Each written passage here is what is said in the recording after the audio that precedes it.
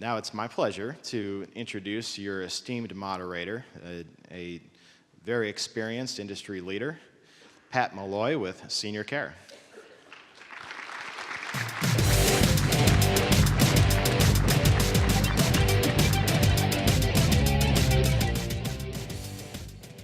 Thank you, Justin. We'll take our seats and get started here.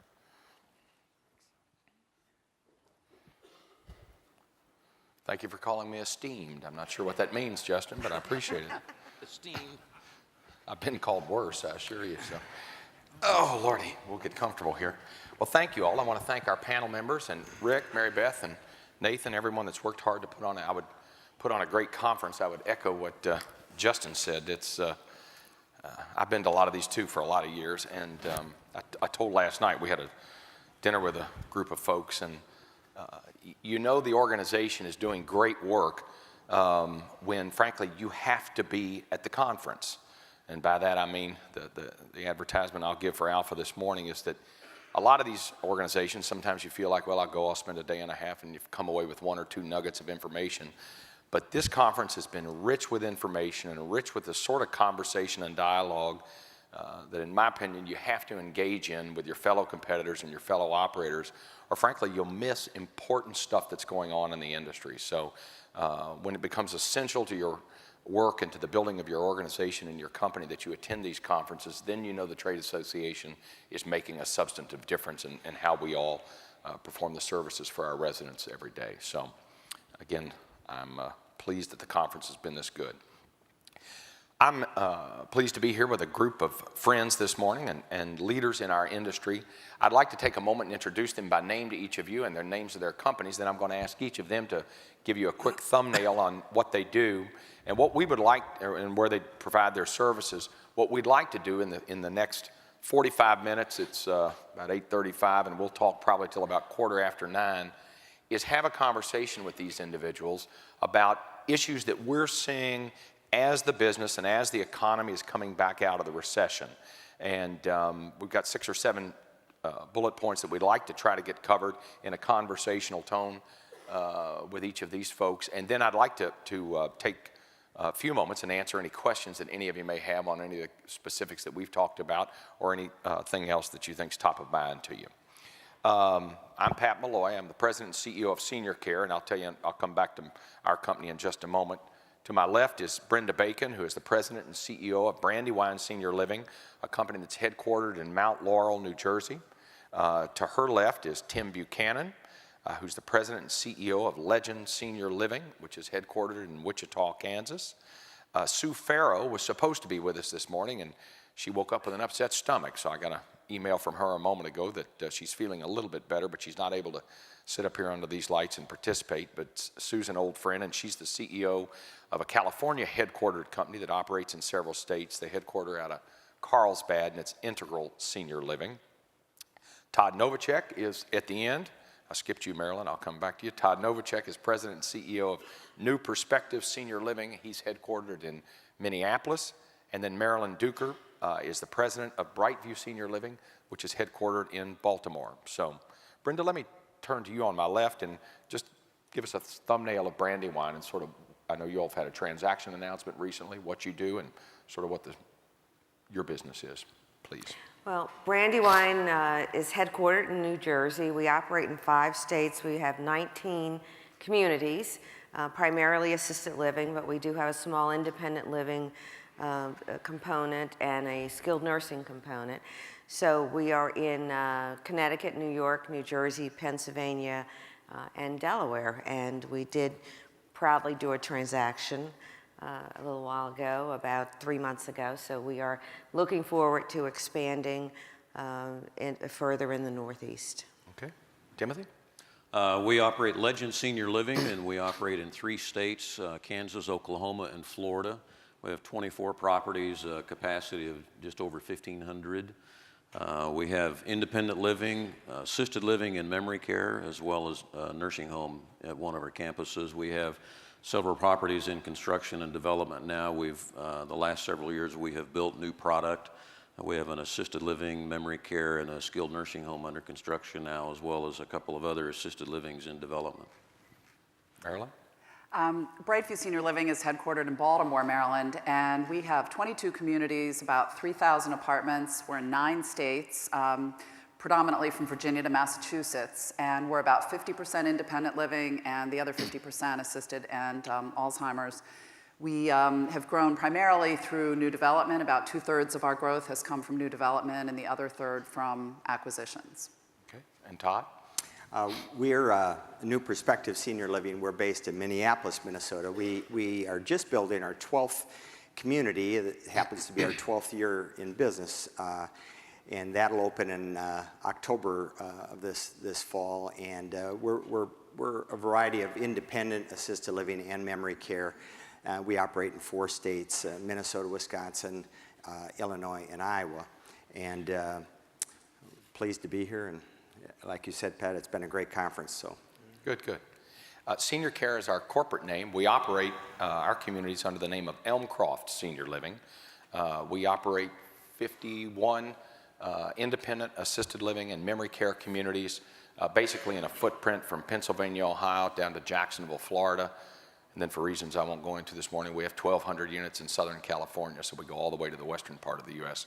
and nothing in between. We also, like Tim, we have some skilled nursing communities. We have 19 skilled nursing and subacute rehabilitation centers, and we are breaking ground on our first new construction in about 3 weeks, Oak Lawn Senior Living, which will be on the campus of a subacute and private pay skilled nursing community in Louisville, Kentucky, where we're headquartered. Let me see if I can frame up the beginnings of this conversation just to get our brains engaged and get us thinking, and not to go back to too depressing time, but we're waking up this morning to a debate about whether the government will shut down, and we're engaged in this sort of significant debate across the country about the size and scope of government that seems to have been born out of what occurred in 2008, and particularly in the third quarter of 2008, when for a lot of operators we saw consumer sentiment just frankly go over a cliff. September of 2008 is when Lehman Brothers failed. Bear Stearns had gotten in trouble. Wall Street comes to a halt. There's no such thing as a bank loan anymore. And frankly, fear sort of gripped the economy, and it grabbed hold of all of us.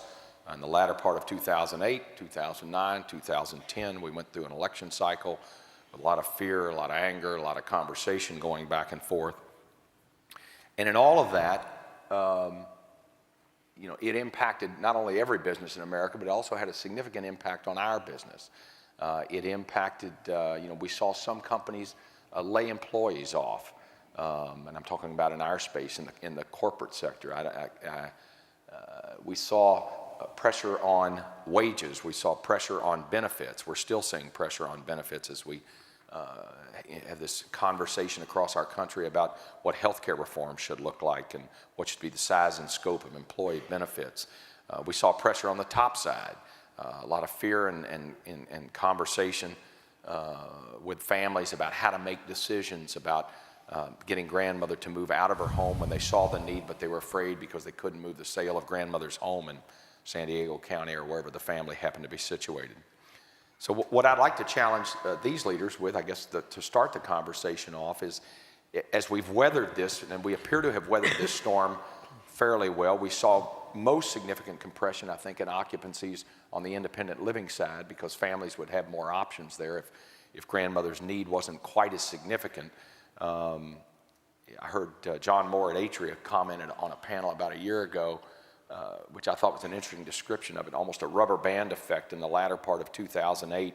Families just stopped making decisions. They seemed to freeze up, and then they saw, you can only put off, particularly in the assisted and skilled side, for sure, you can only put off the decision for so long, and then they held that rubber band, stretched it, and stretched it, and stretched it, and then they saw activity begin again in 2009. So let me open up the conversation with the panel, and Marilyn, maybe I'll start with you.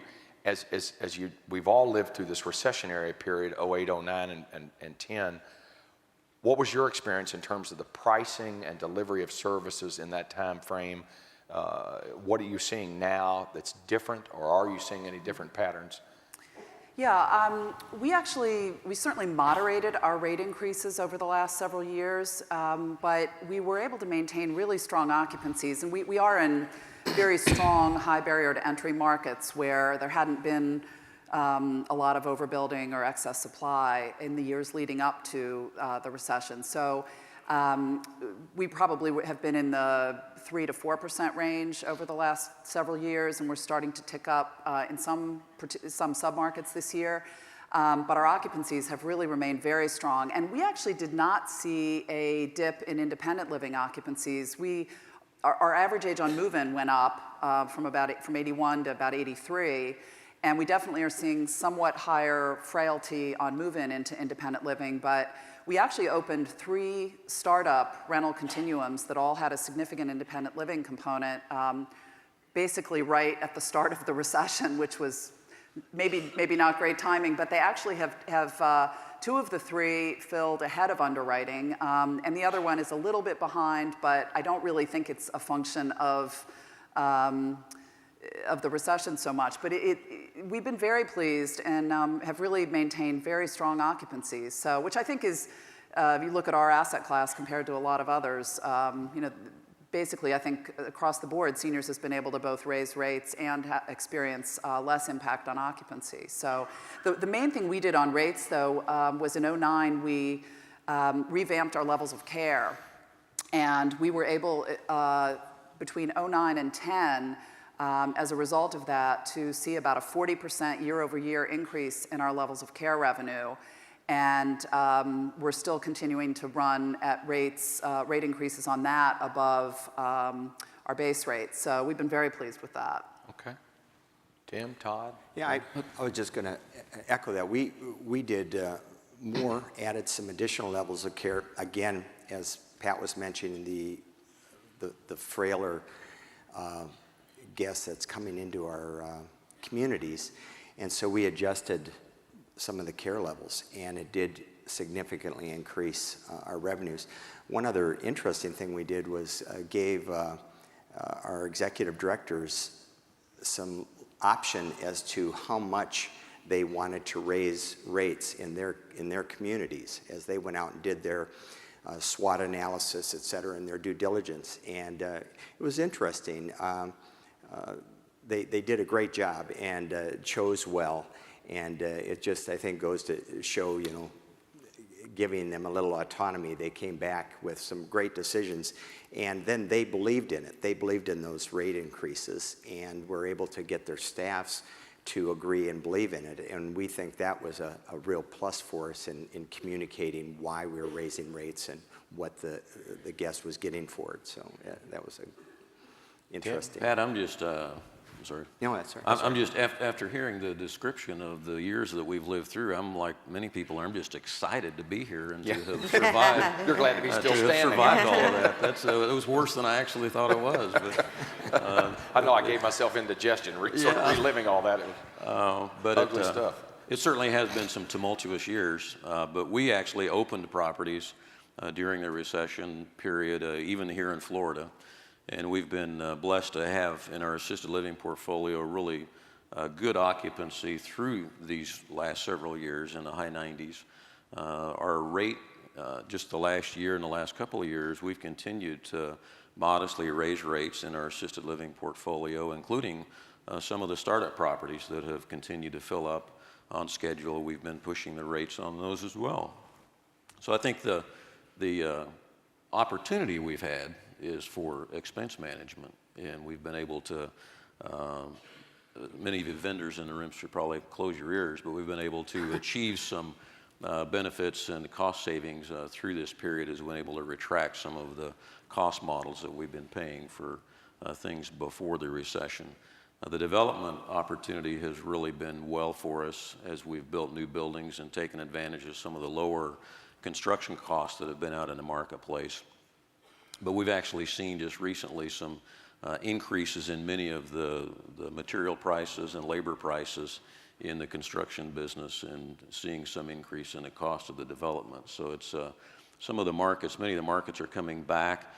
There's good news if you clip out the right articles in the newspaper. There is some excellent news even the local markets for job growth and housing sales that are really helpful in getting people to move into our communities.